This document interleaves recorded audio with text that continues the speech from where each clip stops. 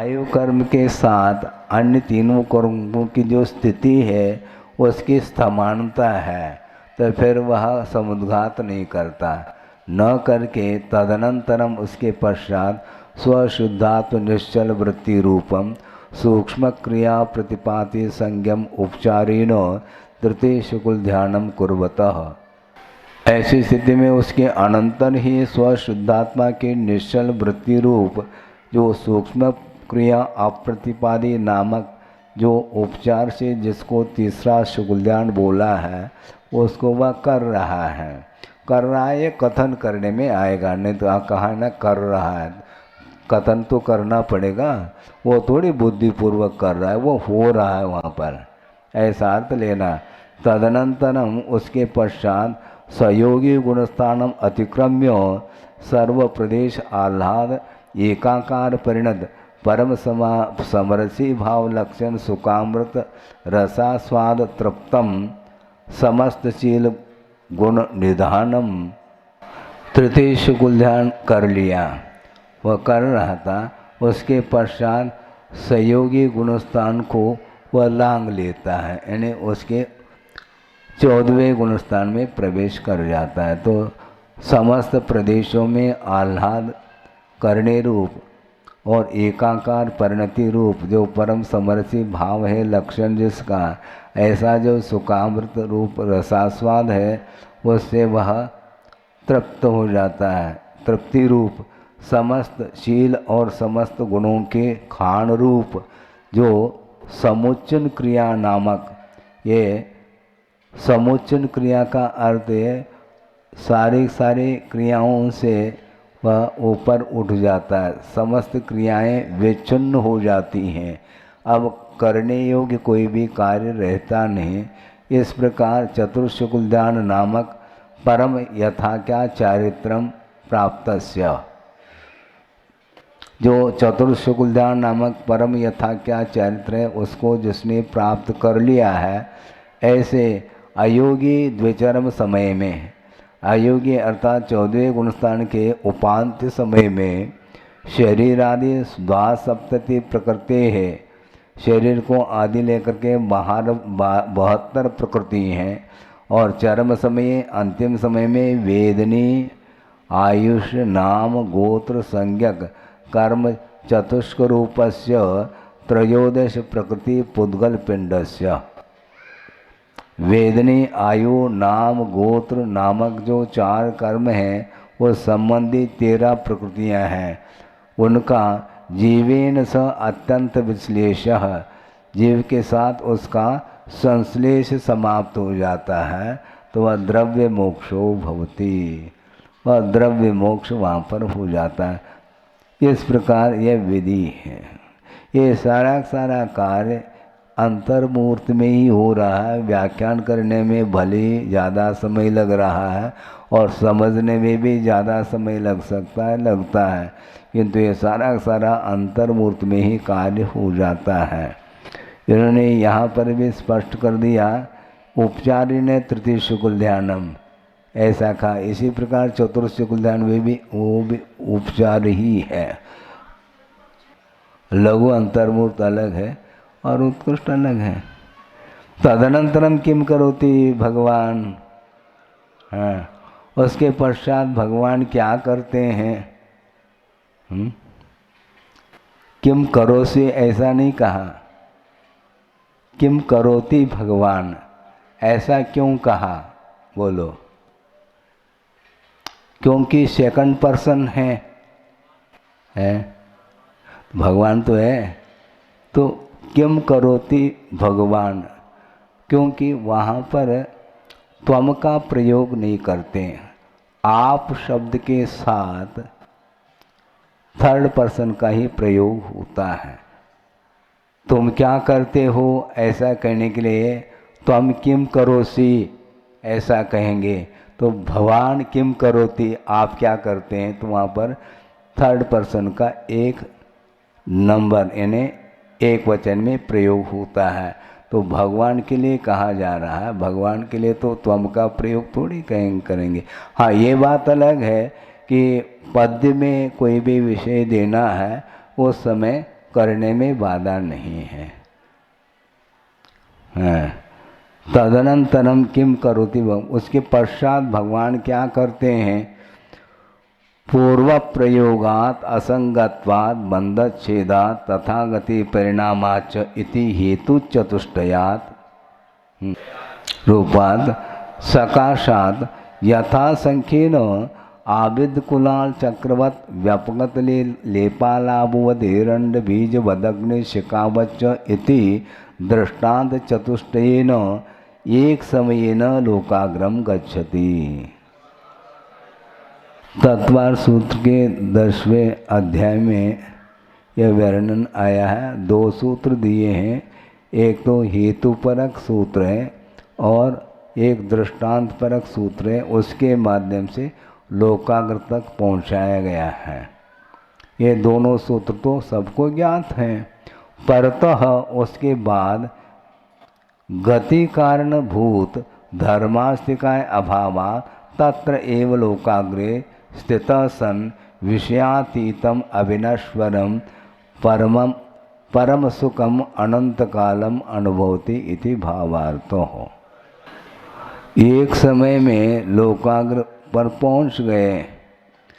अब उसके बाद गति के लिए कारण वो जो धर्मास्तिका है उसका वहाँ पर सद्भाव नहीं है उसके आगे, इसलिए वहीं लोकाग्र पर स्थित होते हुए विषयातीत जो अविनश्वर परम सुख है जो कि अनंत काल के लिए उसका अनुभव करते रहते हैं। प्रति समय अनंत सुख का उन्हें अनुभव होता है, किंतु एक विशेष विषय ये है कि प्रति समय अनंत अविनश्वर सुख का अनुभव करते हुए भी उसमें न्यूनाधिकता नहीं है सुख में।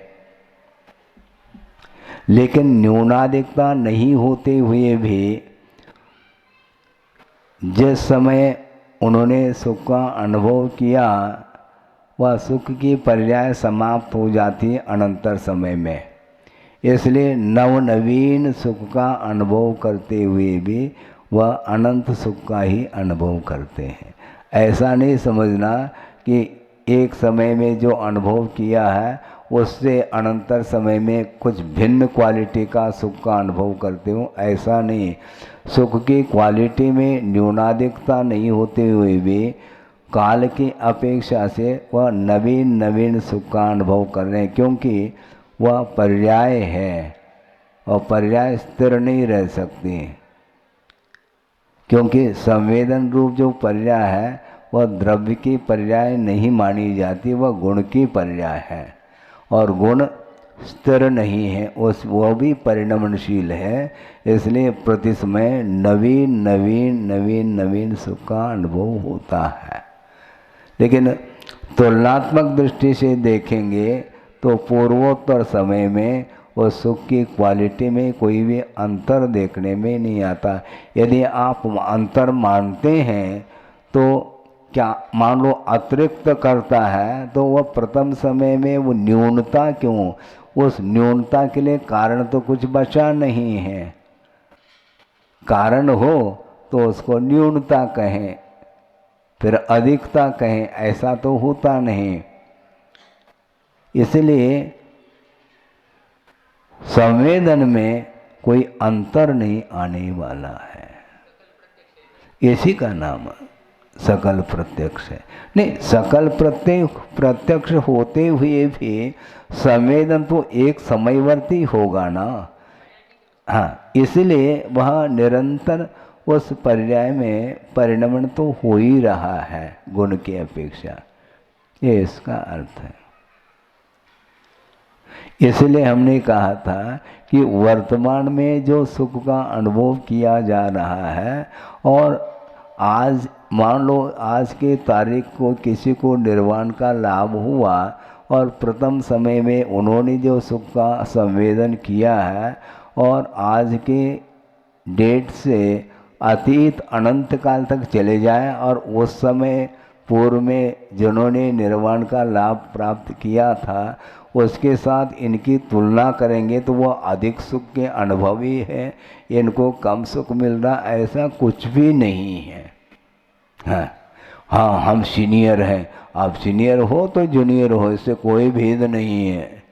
हाँ, तत्संबंधी कोई विशेष आह्लाद उत्पन्न हो रहा हो ऐसा नहीं, किंतु संसार दशा में संसारी प्राणी वर्तमान का संवेदन करता हुआ भी मैं सीनियर हूँ, ज़्यादा तुमसे हमें अनुभव ज़्यादा है। काय का अनुभव?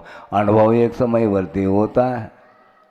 तुमने अनुभव किया मान लो 1 साल से कोई भी लड्डू खाता आया है और आज किसी ने प्रारंभ कर लिया, तो उसमें अंतर है क्या?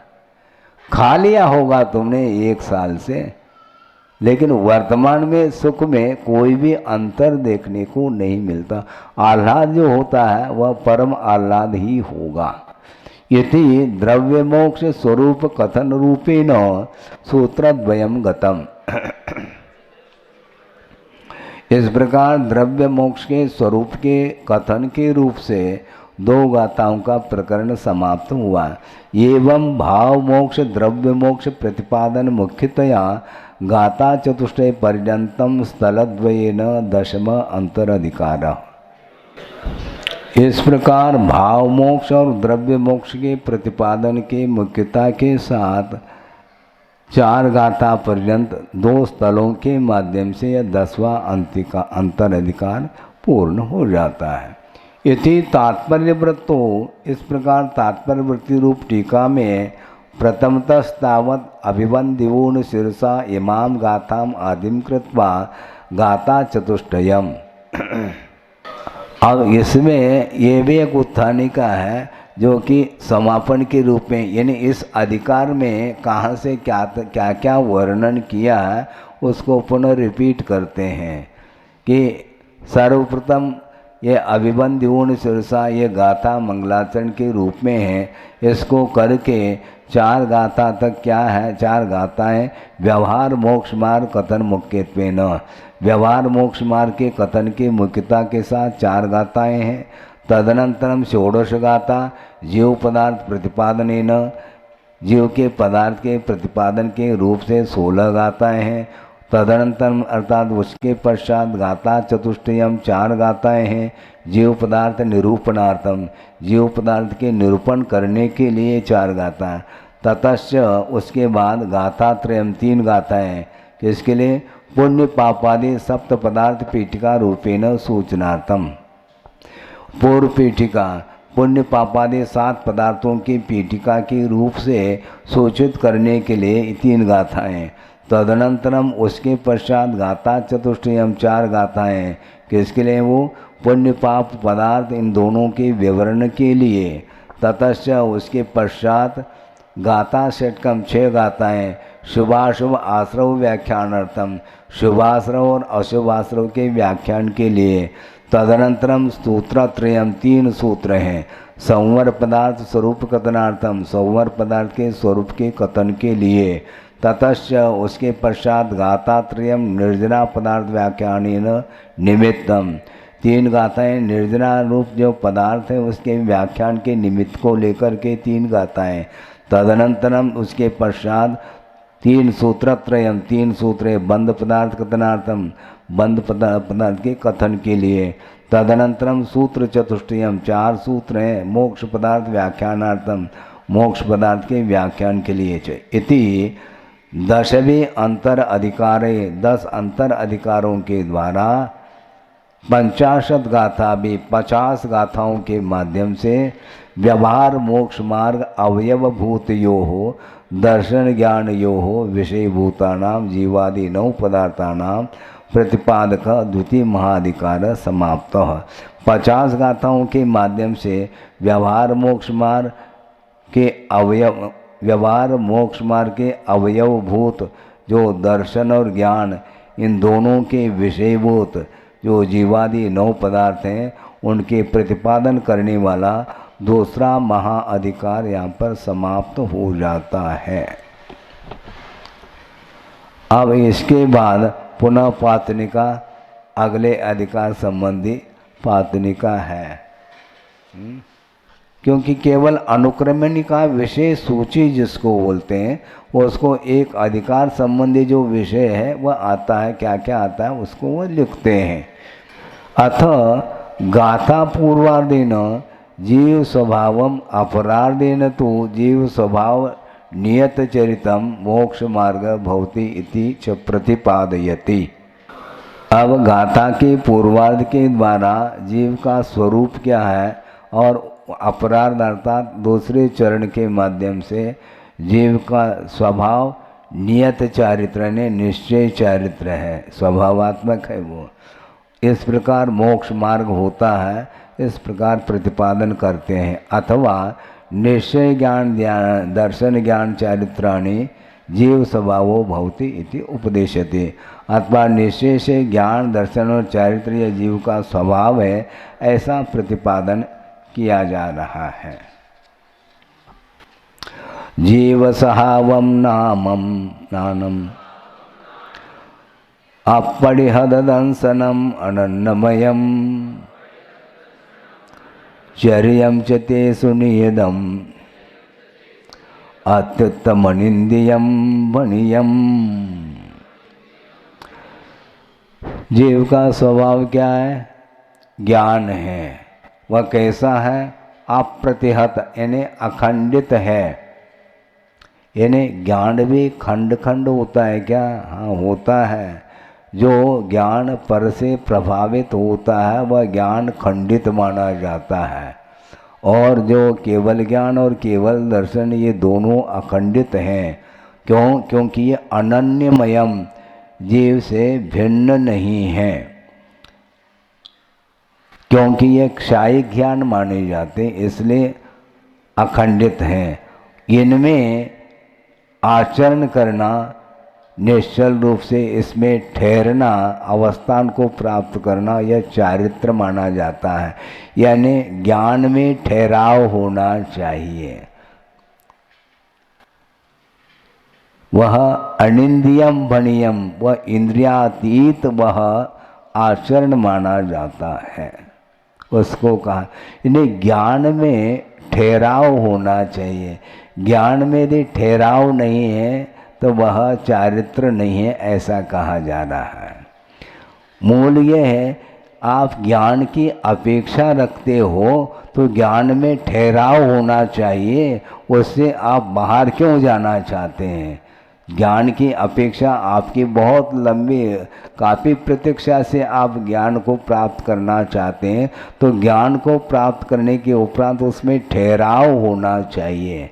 उसी का नाम नियत चारित्र अर्थात निश्चय चारित्र माना जाता है। रहने दो, होता तो है, लेकिन व्यवहार चारित्र से प्राप्त होते हुए भी वह निकटतम होना चाहिए निश्चय चारित्र के। नहीं तो बिल्कुल ही दूर है मान लो तो कैसा काम चलेगा? नहीं, जिसको कुछ मानना ही नहीं है उसके लिए उपदेश ही नहीं है। समस्या तो ये, कोई मानना नहीं चाहता है तो उसके लिए हम थोड़ी मनवाएंगे। हम किसी को मनाने के लिए थोड़ी बैठे हैं, क्योंकि मनाना एक प्रकार से दूसरे को बाध्य करना होता है। हमें किसी को बाध्य करना ही नहीं है, उस ओर जाएंगे नहीं हम। हाँ, हम क्यों बाध्य करें? वह चाहें तो उसके लिए बताया जाता है, आग्रह नहीं अपने यहाँ। हाँ, कोई आग्रह करने से भाव बढ़ता है उसका। वो बोलते हैं ना व्यवहार, वो भाव ज़्यादा खा रहा है। भाव खा रहा है इसका अर्थ क्या? हाँ,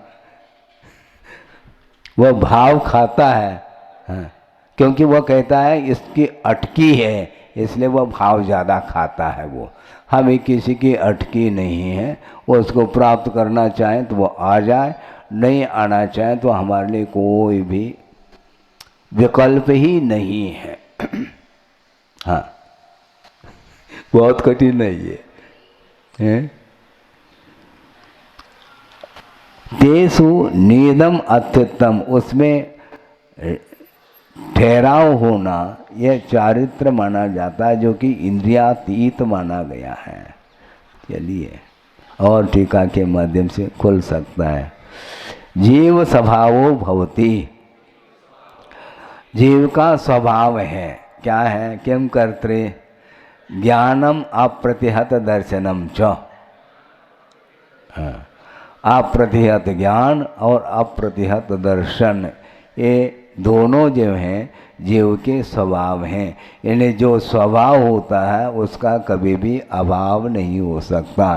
अर्थात मति ज्ञान आदि जो चार ज्ञान हैं ये आत्मा का स्वभाव नहीं है क्योंकि स्वभाव का कभी अभाव नहीं हो सकता, किंतु इनका अभाव देखने में आ रहा है, इन्हें ज्ञानांतर रूप परिणमन हो रहा है क्योंकि यह कर्म के क्षोभश्रम के अधीन है। इसलिए ये पुनः पुनः उत्पन्न भी होते हैं और मिटते भी हैं। मति ज्ञान हो गया, ज्ञानावरण कर्म के क्षोभश्रम से मति ज्ञान हुआ, श्रुति ज्ञान भी हुआ और दर्शन मुनि का उदय हुआ, तो वह ज्ञान को ज्ञान के रूप में परिवर्तित हो गए, तो मिट तो गए वो। इसी प्रकार अवधि ज्ञान भी हो गया, मन परिज्ञान भी हो गया और पतन हो गया। किंतु विपुलमति मन परिज्ञान वह पतन को प्राप्त नहीं होता है, लेकिन वह भी आत्मा का स्वभाव नहीं, क्योंकि केवल ज्ञान जब तक नहीं है तब तक ही उसका अस्तित्व देखने में आता है। केवल ज्ञान होते उसी रूप में वह भी ढल जाता है। इसलिए केवल ज्ञान और केवल दर्शन ये आत्मा का स्वभाव है, ऐसा कहा जा रहा है। कथम भूतम, आपने स्वभाव क्यों कहा? अनन्यमयम अभिन्नम इति, वो अनन्यमय है, अन्य नहीं है, भिन्न नहीं है। और कर्मादीन जो ज्ञान होते हैं वह कथनचित उसको भिन्न कहा जा सकता है, कोई बाधा नहीं। इति पूर्वार्धे न जीव स्वभाव कथित, इस प्रकार पूर्वार्ध के माध्यम से जीव का स्वभाव का कथन किया गया है। चरितम च तयो नियतम अस्तित्वम अनिंदितम भणितम कथितम। चारित्र किसको कहा? तयो नियतम अस्तित्वम, उन दोनों में जो निश्चल रूप से जो ठहरना है, अस्तित्व पाना है, उसका नाम वह चारित्र है। ऐसा अनिंदितम भणितम, वह प्रशंसनीय है। हाँ, अनिंदित का अर्थ क्या है? निंदित नहीं है, क्योंकि निंदित चारित्र वह माना जाता है जो विपरीत चारित्र होता है। इसलिए यह चारित्र कैसा? अनिंदित है, ऐसा कहा। बहुत कभी कभी यानी प्रशंसनीय है, इसका अर्थ ये है। किम, वह क्या है? चरितम, वह चारित्र है। किम तत्, वह अस्तित्व रूप है, अस्तित्वम। किम विशिष्टम, और कैसा है विशेषता उसकी? तयो ज्ञान दर्शन यो नियतम स्थितम। हाँ, उन ज्ञान और दर्शन इन दोनों में निश्चल रूप से जो अवस्थिति है, अवस्थान है, उसका नाम चारित्र, ऐसा कहा। क्योंकि यही वस्तुतः यथा क्या चारित्र माना जाता है, बस उसी का नाम। क्योंकि स्वरूपे चरणम चारित्रम स्वसमय प्रवृत्ति इत्यर्थः, अपने स्वरूप में विचरण करने का नाम ही वस्तुतः चारित्र है, उसको ही स्वरूपाचरण चारित्र की संज्ञा दी गई है। पुनरपि किम विशिष्टम, और कैसा? रागादि अभावात अनिंदितम, रागादि का अभाव होने के कारण वह निंदित नहीं है। यानी रागादि के साथ जो चारित्र होता है वह अनिंदित नहीं होता, किंतु वह निंदित होता है। निंदित का अर्थ वह स्वभाव नहीं है उसका, ऐसा कहने का तात्पर्य है। यदमेव चरितम मोक्ष मार्ग, यह चारित्र ही मोक्ष का मार्ग है। अथवा द्वितीय व्याख्यानम, दूसरा व्याख्यान और दे रहे हैं। न केवलम केवल ज्ञान दर्शन द्वयम जीव स्वभावो भवति, मात्र केवल ज्ञान और केवल दर्शन ही जीव का स्वभाव नहीं है, किंतु पूर्वोक्त लक्षणम चरितम स्वरूपम अस्तित्वम च इति। किंतु पूर्व में कहा हुआ जिसका लक्षण है स्वरूप अस्तित्व रूप, वह चारित्र भी जीव का स्वभाव है, ऐसा आशय। यथ विस्तर, इसके आगे विस्तार दे रहे हैं। समस्त वस्तुगत अनंत धर्म नाम युगपत विशेष परिचिति समर्थम केवल ज्ञानम। केवल ज्ञान का अर्थ क्या? समस्त वस्तुगत जो अनंत धर्म हैं उन अनंत धर्मों के लिए एक साथ विशेष परिचिति करने में जो समर्थभूत ज्ञान है वही केवल ज्ञान माना जाता है। विशेष परिचिति और सामान्य परिचिति। सामान्य परिचिति का अर्थ सामान्य अवलोकन लिया है, विशेष परिचिति का अर्थ ज्ञान लिया है। तथा सामान्य युगपत परिचिति समर्थम केवल दर्शनम इति जीव स्वभाव। सामान्य रूप से एक साथ परिचिति में समर्थ, यहाँ पर भी परिचिति का ही प्रयोग किया जा रहा है क्योंकि अवलोकन के अर्थ में भी उसी का प्रयोग और विशेष जानने के लिए भी उसका प्रयोग होता है। परिचिति, परिचिति का अर्थ कभी कभी निश्चल अनुभूति ऐसा भी बोलते हैं, ये अर्थ है इसका। इस प्रकार समस्त वस्तुगत जो विशेष धर्म और सामान्य धर्म इनका एक साथ जो है परिचिति अर्थात प्राप्त करने में समर्थभूत व केवल ज्ञान और केवल दर्शन है, यह जीव का स्वभाव। कस्मात् चेत, कैसा? सहज शुद्ध सामान्य विशेष चैतन्यात्मक जीव अस्तित्वात् सकाशात् संज्ञा लक्षण प्रयोजनादि भेदे अपि द्रव्य क्षेत्र काल भावे अभेदात इति। सहज शुद्ध सामान्य विशेष जो चैतन्यात्मक जीव का अस्तित्व है उससे जो कि संज्ञा लक्षण प्रयोजन आदि के अपेक्षा से भेद होने के बावजूद भी द्रव्य क्षेत्र काल भाव के साथ वह अभेदता को लेकर के हैं। अर्थ ये हुआ द्रव्य क्षेत्र काल भाव के अपेक्षा से इन दोनों का जीव के साथ कोई भेद भिन्नता नहीं, वह अभेद संबंध को लिए हुए हैं। पूर्वोक्त जीव स्वभावात, पूर्व में कहे गए जो कहा हुआ जो जीव का स्वभाव है उससे अभिन्नम यानी भिन्न नहीं। ऐसे उत्पाद वे ध्रुव्यात्मकम, उत्पाद वे ध्रुव्यात्मक, इंद्रिय व्यापार अभावात निर्विकारम, इंद्रिय का व्यापार का अभाव होने से विकार से रहित है, इसलिए अदूषितम व दोषपूर्ण नहीं है। इति एवं गुण विशिष्ट स्वरूप अस्तित्वम, इस प्रकार गुणों के विशेषणों से विशिष्ट जो स्वरूप का अस्तित्व है वह जीव स्वभाव नियत चरितम भवति, वह जीव के स्वभाव रूप व निश्चल चारित्र माना जाता है। तदपि कस्मात्, वह भी कैसा है? स्वरूपे चरणम चारित्रम इति वचनात्, अपने स्वरूप में आचरण करना ही चारित्र है, ऐसा आगम का वचन है। अपने स्वरूप में हम कब आ पाते हैं?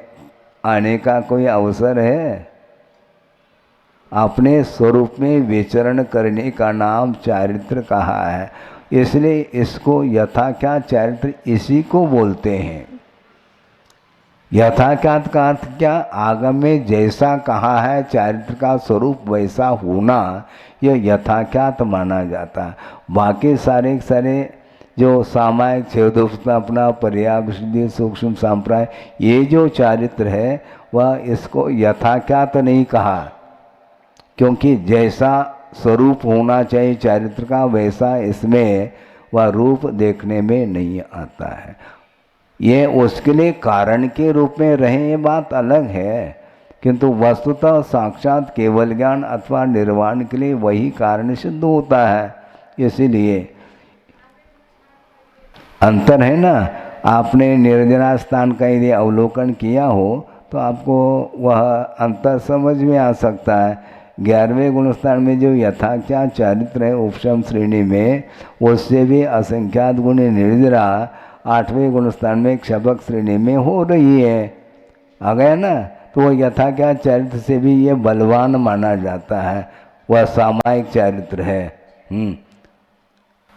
किंतु चारित्र मोनि की क्षपना अभी किया नहीं, एक भी प्रकृति की क्षपना उसने नहीं की, किंतु क्षपना करने के लिए कटिबद्ध है।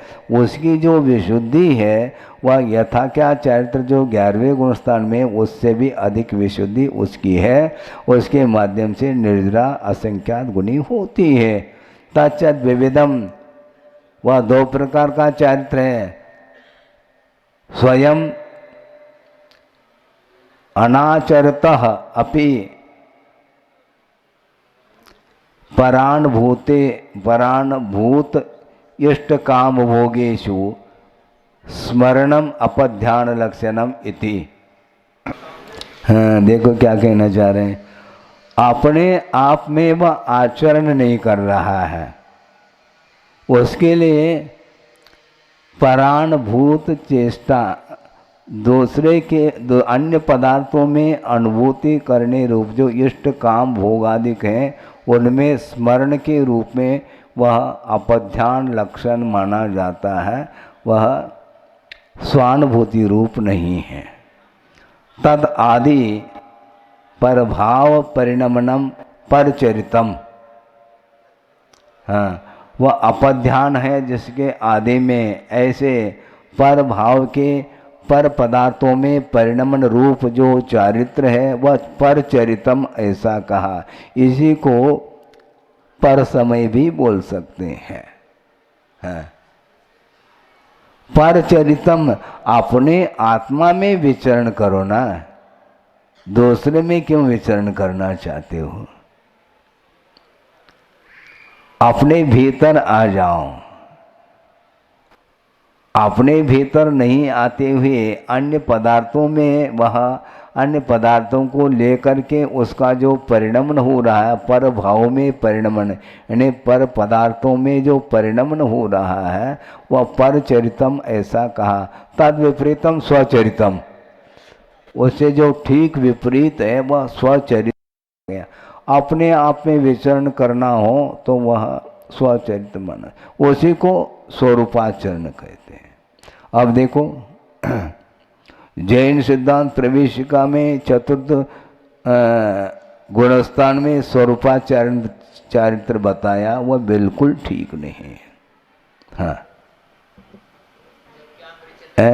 अमृतचंद सूर्य ने टीका में समस्त मोक्ष शोभा भावात, हाँ, समस्त मोक्ष शोभा भावात अत्यंत निर्मल आत्मन परिणाम चारित्रम ऐसा कहा। समस्त मोह और क्षोभ का अभाव चौथे में मानते हैं क्या? फिर क्यों कहते हो स्वरूपाचरण चरित्र को चतुर्थ गुण स्थान में? नहीं कहना चाहिए। विद्वानों की मान्यता ऐसे भी हो सकती है और है भी, उसी को सामने रखना चाहते हैं। उनका ये कहना है कि चतुर्थ गुण स्थान में संवर हो रहा है और वह अनंतानुबंधी के अभाव में हो रहा है, उसी का नाम हम स्वरूपाचरण चारित्र मानना चाहते हैं। तो उनके लिए गुरुदेव ने ये कहा कि तीसरे गुणस्थान में चतुर्थ गुणस्थान से भी ज़्यादा संवर है, क्योंकि तीसरे गुणस्थान में 74 प्रकृति का बंध है और चौथे गुणस्थान में 77 का बंध हो रहा है। तो जहां पर कम बंध हो रहा है वहां पर मान लो ना संवर, तो वहीं वहां पर भी आप स्वरूपाचरण चारित्र को मान लो, तब जो है उनकी बोलती बंद हो जाती। अनंतानुबंधी का अभाव होने का अर्थ ये थोड़ी कि ये नाम से न कह करके वहीं पर जो है आप स्वरूपाचरण चरित्र को आप स्वीकार करना चाहो, नहीं। यहाँ पर ये कहा जा रहा है अपने आत्मा में विचरण करने का नाम स्वचरितम ऐसा कहा। तो ऐसे चतुर्थ गुण स्थान में यदि है तो उनको ये भी पूछा जाएगा चतुर्थ गुण स्थान का नाम क्या है? अविरत सम्यक दृष्टि। सम्यक दृष्टि तो है, किंतु वह विरत है क्या अविरत है? अविरत है तो असंयम दशा है। तो असंयम दशा में असंयम का वह अनुभव करेगा क्या संयम का? यहीं पर क्रॉस हो जाएगा। हाँ, असंयम अवस्था में औदैहिक भाव का संवेदन कर रहा है क्या? वह क्षौक्षमिक भाव का। सम्यक दर्शन के अपेक्षा से क्षौक्षम भाव का अनुभव करना अथवा क्षयिक भाव का अथवा औषमिक भाव का अनुभव करना अलग वस्तु, किंतु असंयम रूप जो भाव है वह औदैक भाव है। और औदैक क्यों कहा? क्योंकि अभी भी सर्वघाती के रूप में अप्रत्याख्यानावरणी प्रत्याख्यानावरणी कषाय का उदय चल रहा है। इसलिए सर्वघाती प्रकृति का जहाँ तक उदय है वहाँ तक असंयम भाव है, ऐसा कहा है। इसलिए चतुर्थ गुणस्थान में स्वरूपाचरण चरित्र की धारणा बिल्कुल आगम विरुद्ध धारणा, ऐसा अर्थ है। यदमेव चारित्रम परमार्थ शब्दवाच्य मोक्षस्य कारणम। यही चारित्र जो कि परमार्थ शब्द के द्वारा कथन करने योग्य जो मोक्ष है, उस मोक्ष का वह कारण माना जाता है स्वचरितम। हाँ, वो मोक्ष का कारण है। और यहाँ पर चतुर्थ स्थान में स्वचरित कहोगे तो वहीं पर बैठे बैठे मुक्ति होगी, क्योंकि वह कारण तो विद्यमान है वहाँ पर, किंतु ऐसा है ही नहीं। न च अन्य नहीं चारित्र इति अजानताम, इस प्रकार जो नहीं जान रहा है उसके लिए मोक्षाद भिन्नस्य असार संसारस्य कारणभूतेषु मिथ्यातरागादिषु निरतानाम अस्माकम एव अनंत काल गतः। देखो क्या कहना चाह रहे हैं। इस प्रकार जो नहीं जान रहा है, अर्थात जो स्वचरित्र के माध्यम से मुक्ति मिलती है, इस प्रकार जो नहीं जानता है उसके लिए मोक्ष से भिन्न जो असार संसार है, वो संसार के लिए कारणभूत जो मिथ्यात्व आगादिक परिणाम है उसमें जो निरत है, उनके लिए ऐसे हम लोगों का जीवन, हाँ, निरतानाम अस्माकम एव अनंत काल गत, हम लोगों का काल जो है इसके अभाव में अनंत काल व्यतीत हुआ है, ऐसा कहा है। एवं ज्ञात्वा, इस प्रकार जान करके, तदेव जीव स्वभाव नियत चरितम मोक्ष कारणभूतम निरंतरम भावनीयम इति सूत्र तात्पर्यम। इस प्रकार जान करके ही वही जीव का स्वभाव जो नियत चारित्र है, जो कि मोक्ष के लिए कारणभूत है, इस प्रकार निरंतर उसकी भावना कर लेनी चाहिए, ऐसा सूत्र का तात्पर्य अर्थात भावार्थ है। तथा च उक्तम, कहा भी है, एवमेव गवो कालो असार संसार कारण रयानम। अच्छा, ये गाथा ये है, एमेव गवो कालो असार संसार कारण रयानम परमट्ट कारणानम कारणम न हो जानियम किंपि। असार संसार का जो कारण है उसमें जो रत हैं उनका अनंत काल व्यतीत हुआ है। क्यों? क्योंकि परमट्ट कारणानम कारणम न किंपि जानियम, क्योंकि उन्होंने परमार्थ के लिए जो कारण हैं उनके कारणों का ज्ञान नहीं किया, इसलिए अनंत काल व्यतीत उसने किया है, ऐसा कहा है। एवं जीव स्वभाव कथनेन जीव स्वभाव नियत चरितम एव मोक्ष मार्ग इति कथनेन च प्रथम स्थले गाता गता। इस प्रकार जीव के स्वभाव के कथन के साथ, जो कि जीव का स्वभाव नियत चरित्र है, जो कि मोक्ष के मार्ग रूप है, इस प्रकार कथन के माध्यम से प्रथम स्थल में यह गाथा चली गई। बोधि समाधि परिणाम शुद्धि स्वात्मोपलब्धि शिव सौख सिद्धि चिंतामणिम चिंतित वस्तुदाने त्वामंद मानस्य ममास्तु देवी। परम पूज्याचार्य गुरुवर श्री विद्यासागर जी मुनि महाराज की जय।